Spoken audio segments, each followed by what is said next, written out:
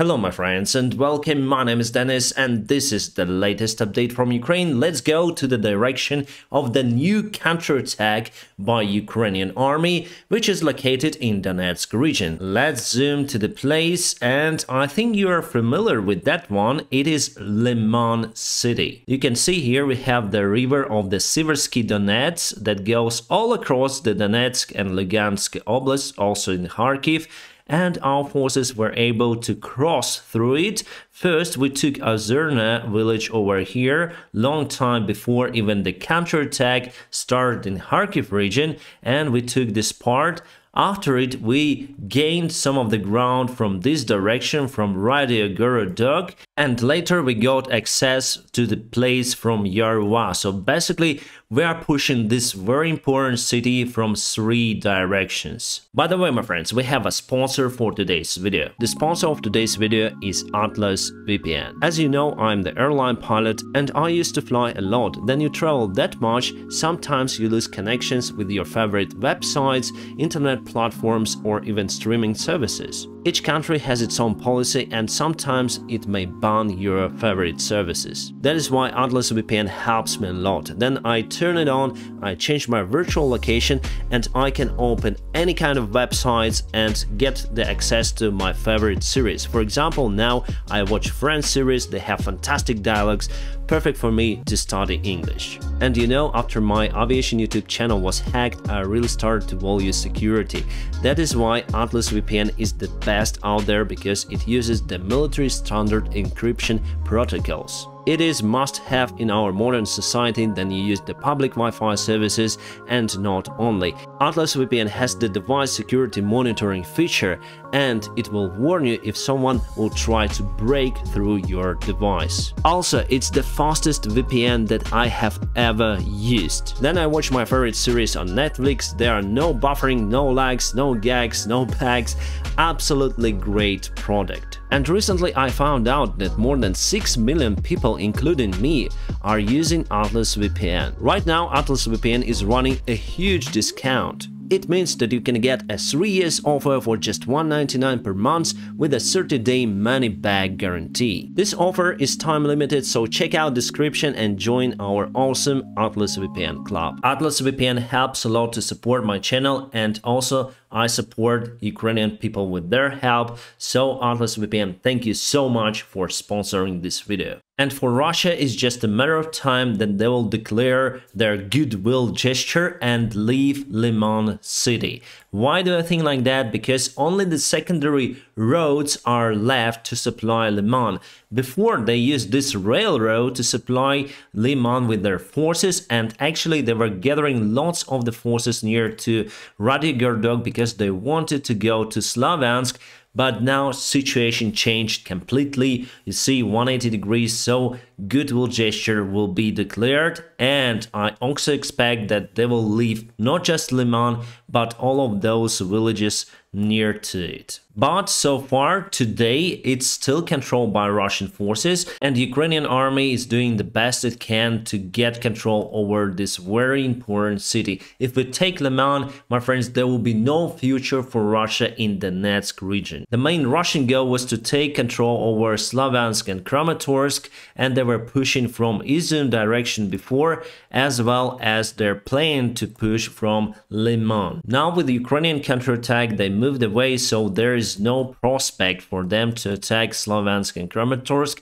However, they can still use artillery systems, especially rocket artillery systems, to fire towards Slaviansk and Kramatorsk. It is the main issue for civilians in those cities. So now I don't see the point for Russia to push towards Bakhmut and try to surround the city, because we were able to build huge defense lines in that city, and they of course will get lots of losses taking that city. And about Izum and all of those cities that Russia took before, they got heavy losses while taking that ground, and they spent weeks and sometimes months to get those cities under their control. Now just 5 days and they run away. Speaking about the greater perspective, Izum used to be the major military base for Russia in this northern region, and they wanted to start the massive attack to surround Ukrainian troops over here, and from the south they also want to get control over this territory. But as you can see, they just failed that massive operation.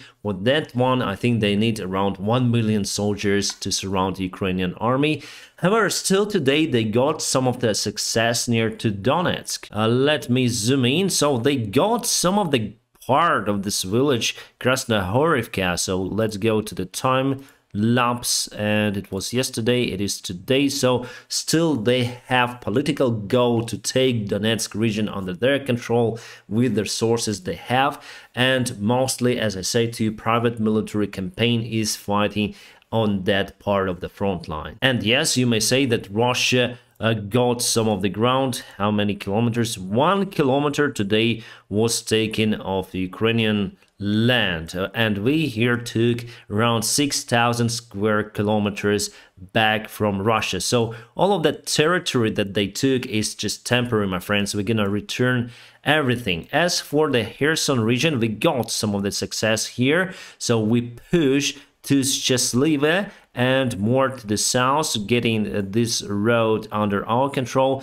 And I think we're gonna move forward to Novakhovka and Kazatske to control this dam. It's very crucial for us. It should not be destroyed because, as you see, Russia destroyed the dam in Kryvyi Rih, causing the flooding of the part of the city. If they destroy this dam, my friends, this water storage here, reservoir, is very big. So obviously Kherson will be devastated and all of the villages across the Dnieper River. And today we got the news while I was recording this video that there was some kind of shooting in Kherson itself, and Russian media say that they conduct some kind of military operation in this particular city, and our forces are quite far away. So there could be two reasons, because there are soldiers from Chechnya, Buryatia, Tiva, and they have different philosophy, and sometimes they have shooting between them. And that is what I expect in that region. Or the second case could be the Ukrainian special forces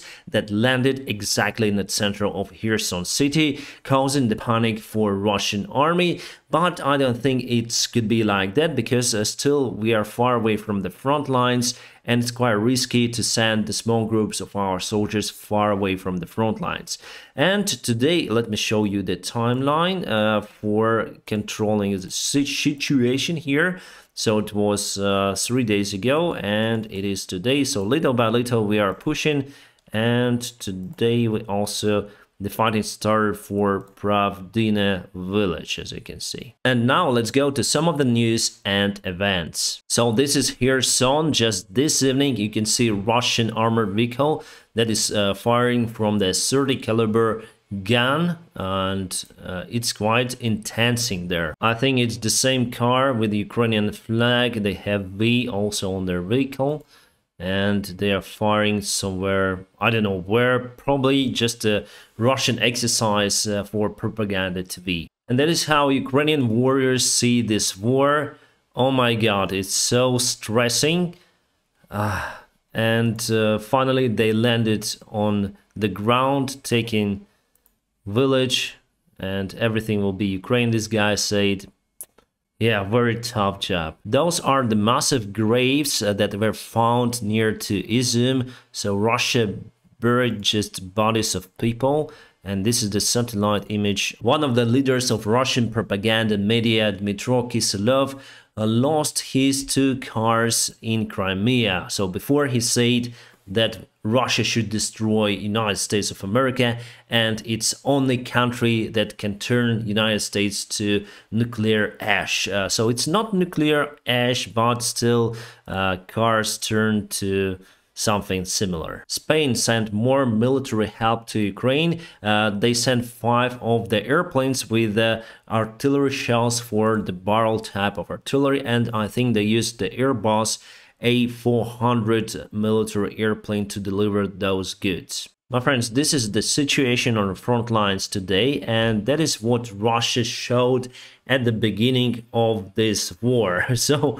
you can see that they dashed some of the reds that they already there. They circled the Ukrainian army, so it's like their dreams, you see. And yes, some of that is true. They were close to Kiev, they were close to all of those places, but they were not taking all of that land under their control. Basically, by that time, the ground was kind of wet, and the only possible way to move their forces were just roads and railroads. So they took those.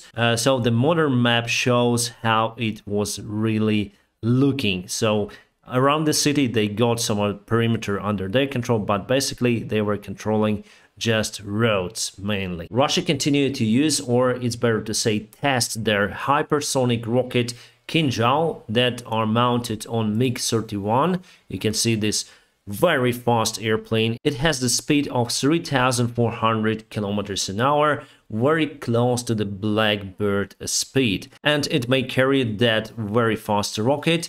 This airplane is used to get the first acceleration for the rocket, and after it drops it, the rocket starts to accelerate even further, up to 8,000 kilometers an hour, and for now I think it's the fastest rocket ever made. Putin and his imaginable friends from different countries, I don't know why, but all the time usually other leaders were waiting for Putin, and this time he was waiting for everyone. Yes, it's a big summit that is ongoing in Uzbekistan city of Samarkand, joined by Asian countries, and obviously the leader of the summit is China. Those cages were found in Izum, and Russia used those to keep prisoners, and they torture Ukrainian people, mainly civilians. Yeah, it's very interesting looking self-propelled artillery system that we're gonna purchase from Germany side. So the name of it is the artillery RG-155, the standard NATO caliber 155 millimeters,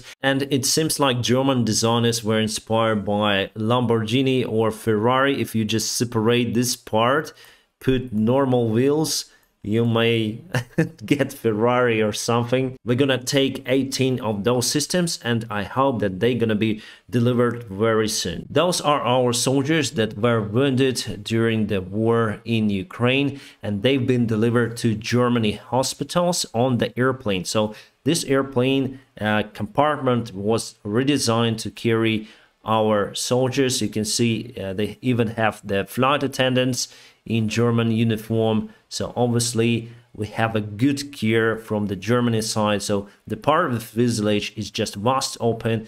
It's a cargo airplane for sure. You can see lots of ambulances waiting for our guys. And thank you, Germany, for your help to our guys on your land.